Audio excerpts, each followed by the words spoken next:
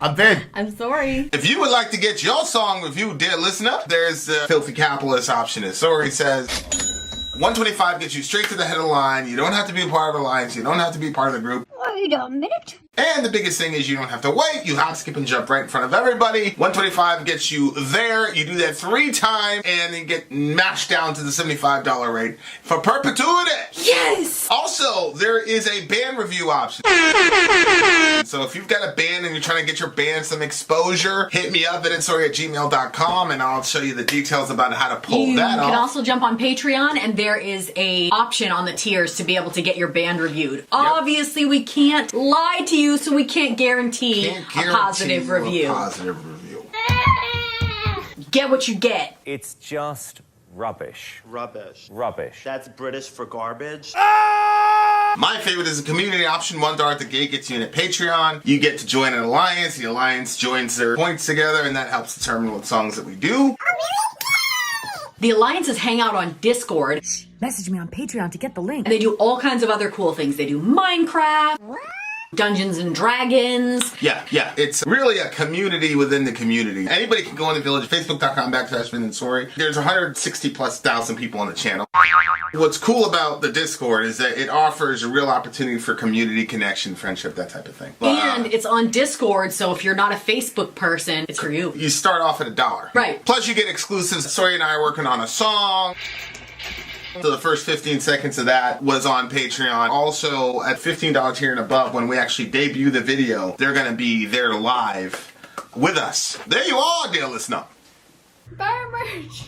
Song number 2, dear listener, is... What's song 2? Go to your thingamajiggy. Song number 2 is Funeral for a Son. Funeral for a Son. Okay, so that, I'm assuming, is going to be the big homie Joe. Rest in peace, Joe. He fell down, all that jazz. Terrible situation. Funeral for a Son, let's do it.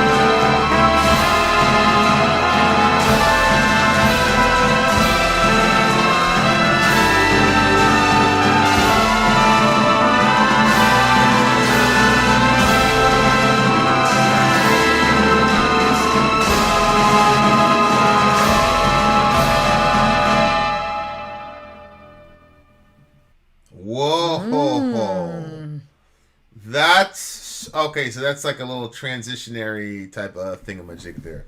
Holy smokes, man. What happened now? Go back to that thing?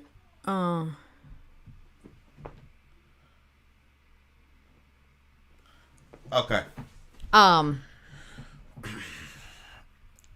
Okay, so he goes Louis back to says his it old sounds shop. like something out of a Quentin Tarantino film. I don't know. That sounds like something out of the Bible to me. But I know it did. It did to me as well. So, but he goes back to his original shop, and it said like the pieces started kind of coming together to form, but he's creating something. Yeah, in his painful state. Yeah, he's creating that. Yeah, and he's pretty much pissed at the world because the world won't join him in the fight. They just sat there and let Protoman just die. Yeah. And it was his creation and all the rest of it. And it was meant to help them. Well, it's interesting because he became but again, it's like a man-machine type of thing. Yeah, I noticed that. That's what I'm saying. It's yeah. Like I thought that was okay. So wait, is there a chance that it could still be that guy? Yeah, Joe. You think it might be Joe? It still might be Joe. Yeah, I think it still might be Joe. Yeah. Still might be Joe. I agree because he said something that kind of, what was it? It says the grief, the form of his love, the form of a son. And this time he had built more than a machine. He had sent more than a robot into battle. He had sent a man, his own son, to do the impossible, to save those who could not be saved, to die. That's crazy. It's clear. You know, sometimes people criticize this. Maybe it's valid. Who knows? But people are like, Vin, they always finds a way to bring Jesus into everything and God into everything. I don't know. What are we supposed to do with this? What am I supposed to do? It's too much the same. The father is looking at a broken and destroyed world, and then all he has left is the crown, the helmet, the crown of thorns, whatever. And he sends his son in to save people who can't save him. What's interesting is that the creator of this man machine becomes attached to the machine, so much so that he has like this paternalistic, like familial, this is my son type of thing.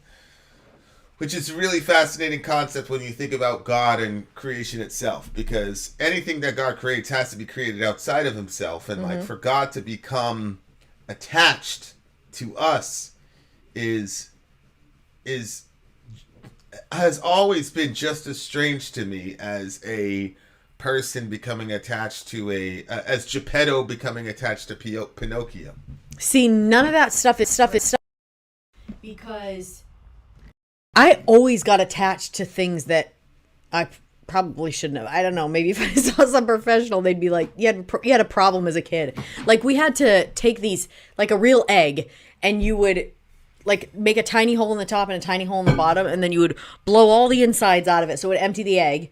Okay. And then you filled the whole egg up with sand, and then you plugged both sides with like hot glue, and then you drew a little face on it to make it look like a little baby and make a little curly cute hair. It was very adorable. And then you had to take care of it because they were trying to teach you to be mindful, because you can crush the egg very easily. And so I had my little egg and I was protecting it all over the place. I love this friggin' little egg. We were driving in the car to my grandparents' house, and I was falling asleep, so I took the little egg and I put it like right in the crook of my arm. That's the end of that. I thought it was going to be safe. I fell asleep. I never felt anything. I never felt a crack. I never felt anything. And I woke up and it was just sand and shells everywhere. I was so sad about that. So like literally it doesn't matter. Like I remember I got this book from the library where you could fold dollar bills to be shaped like animals. It was origami, obviously. Yeah. And I made an elephant out of a dollar bill, and it was so friggin' cute that I kept that thing and I put it up on the thing, and I was like attached to this little thing. I got attached to like a lot of like material, like weird little things like that. Yeah, but you were a child. You see what I'm saying? Like in this story, he's a grown man. In the Pinocchio thing, Geppetto's a grown man, and then obviously God. We'd say God is a grown God. It makes sense. Yeah, but to me. What's the difference between that and people getting like attached to animals like their children? You know what I'm saying? Because like they didn't make the animal.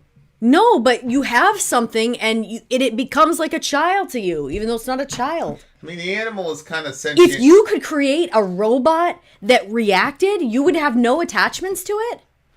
I just thought, what I'm saying is, before you interrupted me, was that I always thought it was strange that God would be attached to us in the first place. Yeah, I don't think it's strange When I at was a all. kid. It made absolutely no sense to me.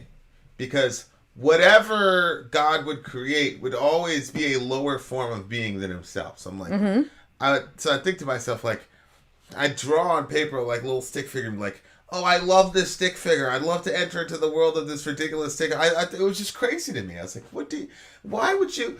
And then the whole like Pinocchio story. Pinocchio, and Geppetto falls in love with this. I was like, everybody was like into the show, and I was like, what the hell? What is wrong with this guy? Like, go outside, bro, and do something with your life. I always thought it was just weird. It was just very, very weird. And now of course, things of that nature. Now you have these strange situations where people are having relationships with robots. And we were just listening to something with Neil deGrasse Tyson, whatever, and we were listening to a bunch of Neil deGrasse Tyson recently. Like literally just before we jumped on this thing, and I forgot who it was, but somebody was saying that it's not necessarily accurate to call our bodies machines, although machine analogies have been used. Okay. But if you look at the world from a completely, secular perspective, we're essentially sentient machines. And one of the things that we were looking at was the whole concept of the, simulation hypothesis and all the rest of it. And, I just bought that book, and I'm very interested. Oh, you did? Yeah. I wondered. I bought that book. Maybe when we're playing chess tonight, we can, I'll play it. Yeah, well, don't wait till 4 a.m. to play chess with me. Well, I want to win, so I might do that. But, my timeline's a little bit off. But, as that guy is saying, you can love lesser things. I agree. You can love lesser things, but not, to me, not with the deep, passionate way that Geppetto loved Pinocchio or that God loves us. Honestly, I don't understand you. And I think that I really think that you're strange for not understanding that. Well, then why did David say, "What is man that you think of him? What is the son of man that you would consider him?" It seems to me that maybe you're more like David. Yeah, I'm not. I feel like that makes complete sense. Something's wrong with David if I created something, something's wrong with David too. Then I mean, I can think that both of you guys are strange. If I created something if I was able to create a puppy in a lab, I would love that little puppy. Yeah, but it's not anything that can react back. It's not a criticism. It's just really because obviously I'm not criticizing God. I'm a Christian. I'm a beneficiary of God's love, obviously. But it's still a very strange thing to love something with that kind of intensity. I mean, what's really interesting to me? I was listening to J.K. Rowling, and I haven't really followed the Harry Potter series much, but I guess a couple people die in the book. But she was talking about how she was attached to these characters in the book, and that she cried when they died. Yeah, and I'm like, that to me actually made sense. Because the reason there's a difference is because the characters in the story are metaphysical. They're not physical. Mm-hmm.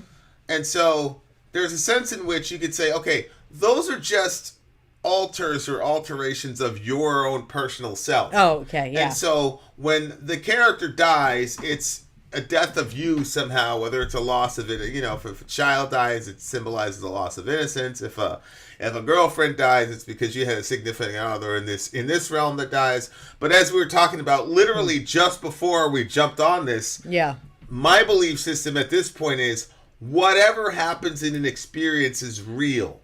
So if you had a dream and something happened to you in a dream, that really happened in the sense that you really experienced that. Because where I'm at right now is that our experiences are the only thing that we have.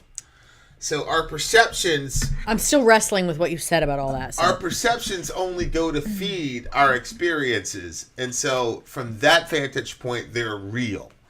So Just because something isn't manifested in the quote unquote physical world doesn't mean it's not real. You know, because if you limit reality to that, then forget about love and all the rest of it, because there's no way to physicalize love. You can't put a math equation around that, or fear, or any emotion that you have. So anyway, this guy, it's fascinating to me. He's got I this agree, River. messianic sort of view here, and it's wild, it's mind-blowing. So the last line, okay, so years passed, nothing changed. The human race seemed weary but content to suffer under Dr. Wily and the robot army. In whispers, they still spoke of Protomen. Eventually, Mega Man would find out the truth. Dr. Light knew this. When Mega Man was old enough, Light called him into the workshop and began to explain. So I'm assuming Mega Man... Go ahead, I'm sorry. That's what my question was. Who is Mega Man? Is Mega Man who he created in the when he was putting all the stuff together? And I really love this line. He allowed the tears to pour from his cheeks and mingle with the blood seeping from the cuts in his torn and battered hands. That's when he was creating it. Yeah.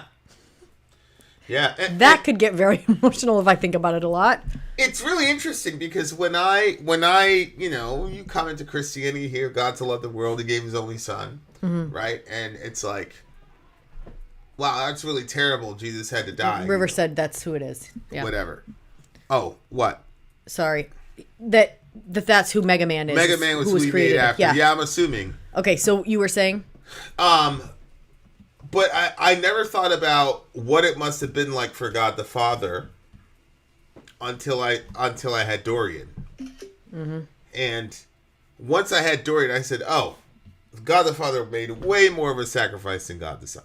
Even if you say, oh, he's going to rise 3 days later, I don't care. I would never allow my son to deal with, and then to abandon him at like his greatest time of need. I can't even. I would not. Can you imagine? Doing that and you with have Dorian? to add it in, because if you said, these lesser beings that you create, right, to like do for them, my kid for them, it would just never. I would, because I can relate to 58 universes. to creating the puppy in the lab. If I did that, I would love the puppy, but I would crush that puppy to save my children. You know what I mean? Like, and the fact that God the Father let Jesus go, it's very unbelievable. I have a very hard time with that. It's and it's crazy to me. Like, that's the Old Testament God. I know.